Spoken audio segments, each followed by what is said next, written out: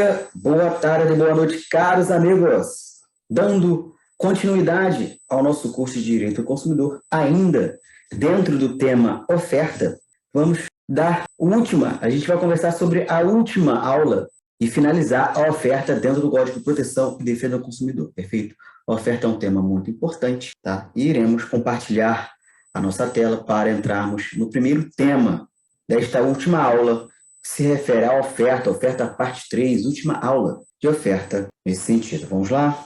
Tópico 1 da sala. Vamos falar sobre peças e componentes de reposição, um tema que gera muita dúvida, né? Peças e componentes de reposição de produtos.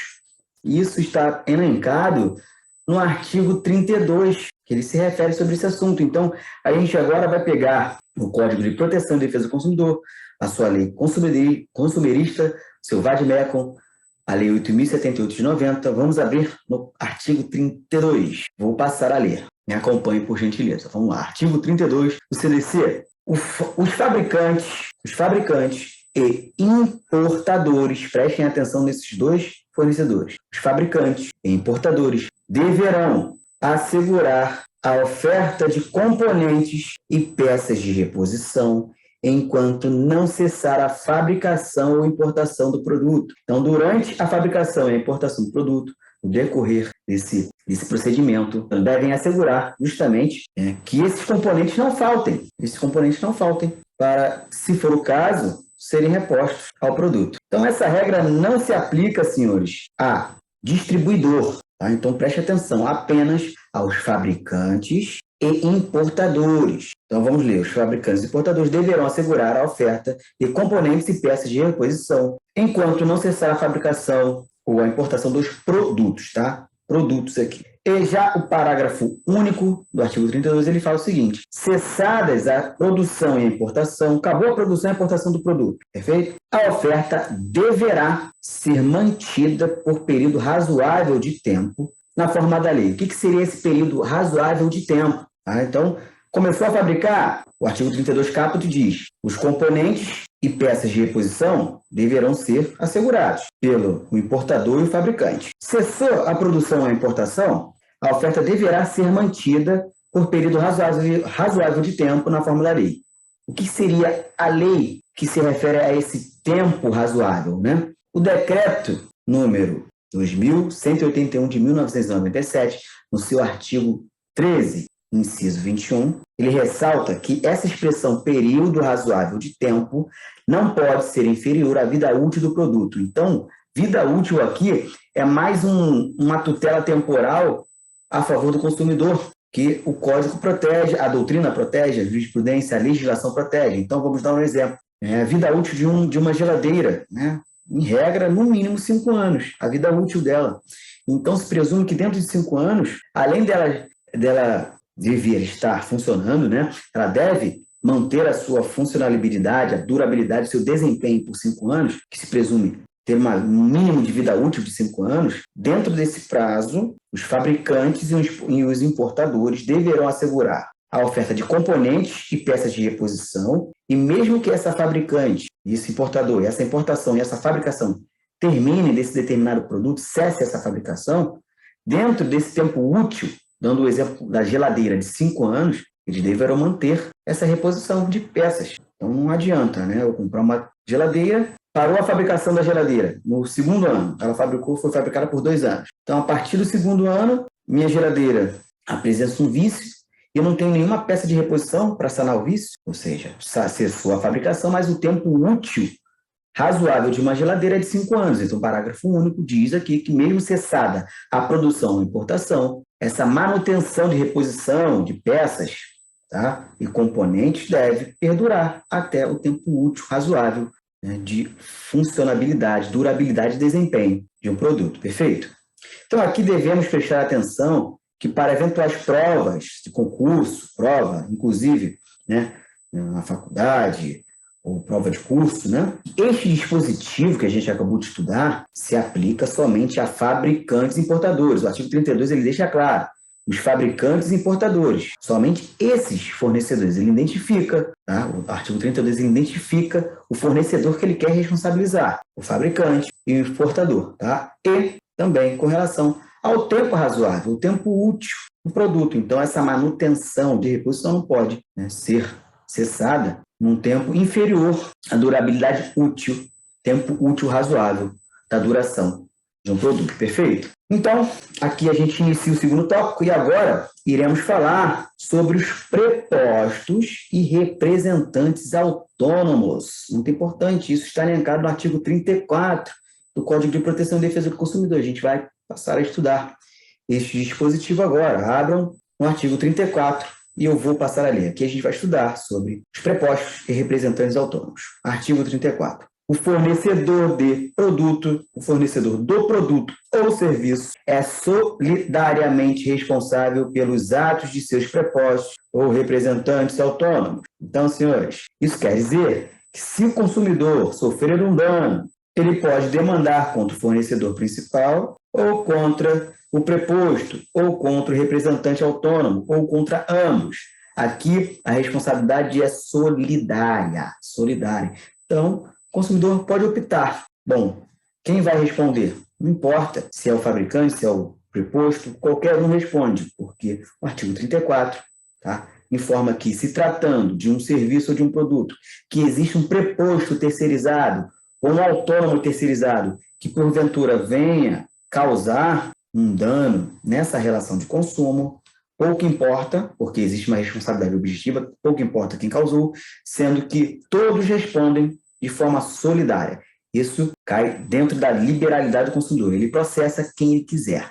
Tá? Não existe um fabricante, um fornecedor aqui específico que responde por isso. Não, todos respondem, tá, de forma solidária. Então, de acordo com a doutrina majoritária, para se caracterizar a condição de preposto, basta haver uma subordinação ao fornecedor principal, tá? Subordinação, ponto. E a jurisprudência ainda afirma que não tem necessidade de haver vínculo empregatício. Então, esse preposto, ele não precisa ter a carteira assinada com o fornecedor principal. Então, continuando no exemplo, fabricante na geladeira, ela terceiriza a entrega, tá, para uma empresa de logística. E essa empresa de logística causa um acidente de consumo. Pouco importa quem vai responder, né? Aqui a gente está discutindo responsabilidade solidária. O fornecedor principal, que é o fabricante aqui, ele responde por quem ele delega, sendo que aqui todos respondem. A responsabilidade aqui é solidária. Por mais que quem tenha dado causa seja terceirizado, aqui fabricante, que é o fornecedor principal, ele vai responder de acordo com o artigo 34,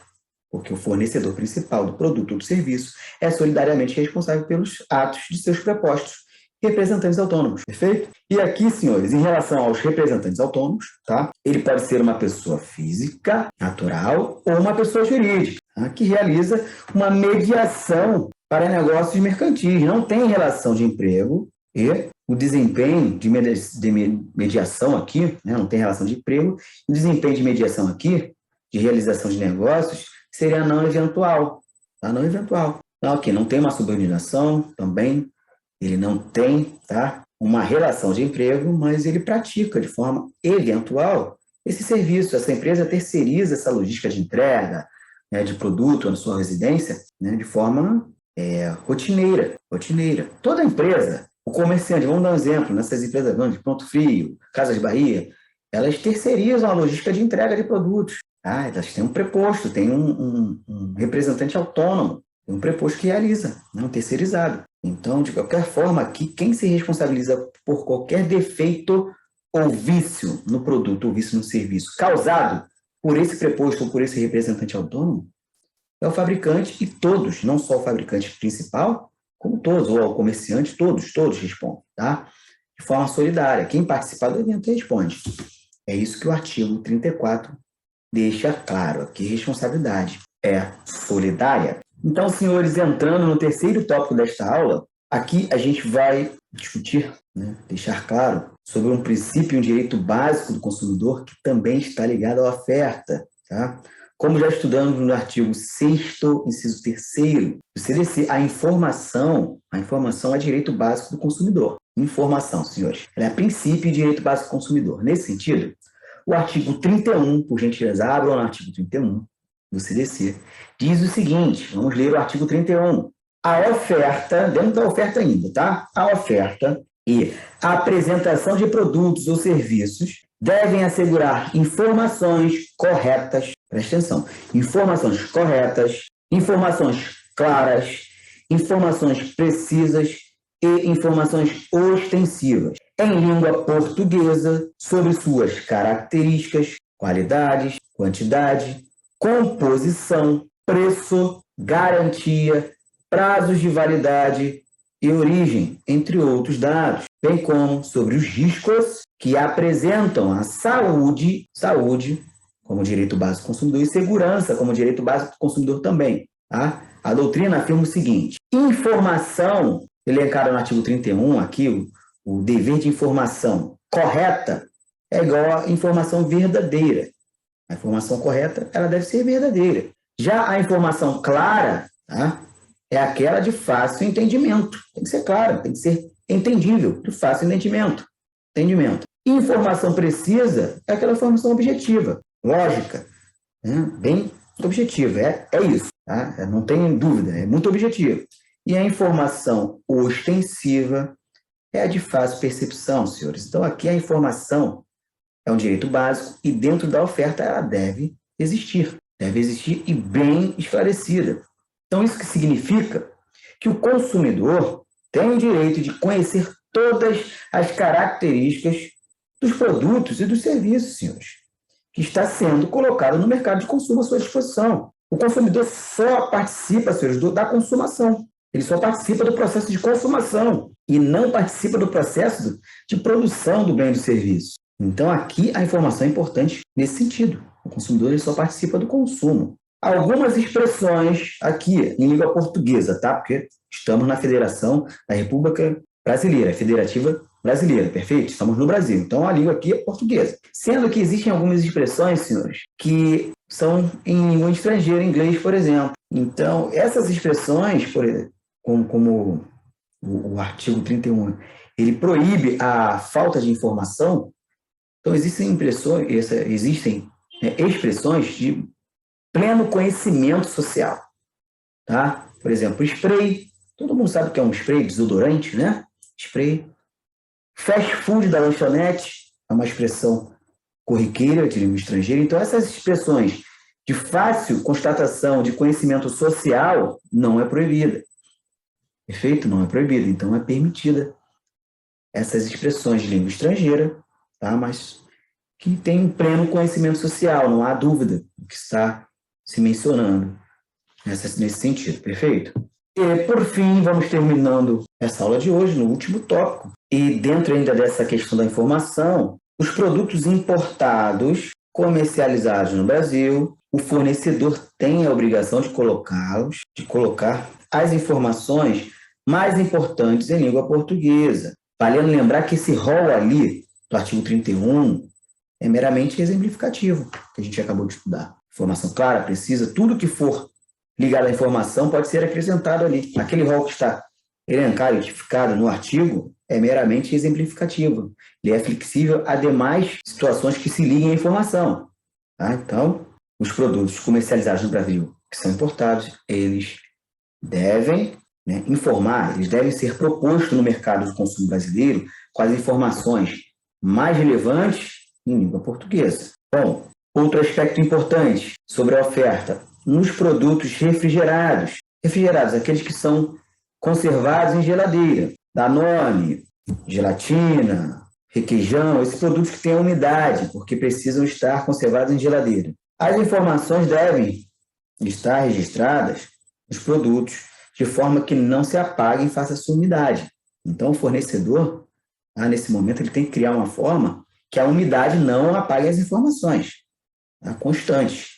Então, o princípio da informação aqui ele é tão importante que existe uma regra específica para os produtos refrigerados, porque, obviamente, a umidade é passível de apagar essa informação. Isso não pode acontecer. Então, o fornecedor ele tem que criar uma forma de, nos produtos refrigerados, conservados à base de umidade, essas informações devem não ter a condição de serem apagadas. E, por fim, senhores, em relação ao preço, que é uma coisa também que o artigo 31 ele deixa claro que deve existir com relação à informação, o preço deve estar expressamente destacado no produto. Tá? O STJ, há um tempo atrás, há muitos anos atrás, entendia que em todos os produtos deveria existir etiquetas com preço. Em 2004, com o advento da Lei 10.962 de 2004, o STJ mudou seu entendimento, passando a admitir que o preço dos produtos possam se dar por meio de códigos de barra, onde os consumidores tenham acesso direto ao produto, como a gente percebe em padarias, mercearias, supermercado, código de barras, né? Ele passa na máquina e ele tem acesso ao preço. Se não tem etiqueta com preço, o produto ele já vem com código de barras, que ele tem uma maquininha, ou no caixa, ou em algum dispositivo espalhado pelo mercado, pela mercearia, pela padaria, que ele vai e coloca o código de barra naquela marca e a máquina mostra o preço, porque o preço faz parte da informação. Perfeito? Então, se flexibilizou com relação à questão do preço. Tá? E esse defeito de informação, senhores, acarreta responsabilidade civil e penal do fornecedor, perfeito? Então, a informação aqui é de suma importância e ela deve ser respeitada dentro do tópico oferta. Então, senhores, finalizamos a nossa aula de hoje, finalizamos aqui o assunto oferta no Código de Proteção e Defesa do Consumidor. Na próxima aula, iniciaremos um novo assunto, um novo tópico do nosso curso. Espero que essa aula tenha sido proveitosa, espero também que os senhores estejam aprendendo a vencer com o direito do consumidor. E aguardo, senhores, na próxima aula.